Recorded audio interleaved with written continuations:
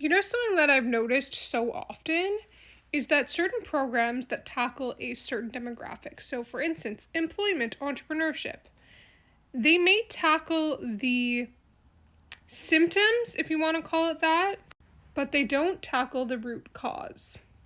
So, for instance, we can help entrepreneurs get their business started and off the ground.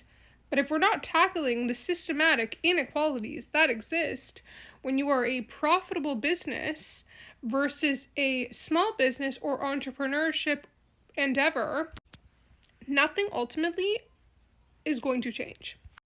So, for instance, if you are an organization and you are helping entrepreneurs, but you're not talking to politicians, and you're not finding ways to increase funding, and you're not finding ways to get micro grants or grants for this certain demographic, ultimately we're going to be stuck in this repetitive cycle of pushing somebody into a profession or a career that they might not be set up to financially handle.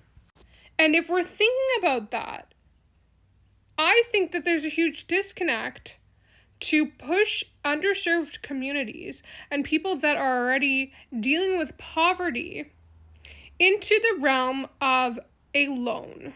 Because why would you want somebody that is already struggling to have to deal with significant debt?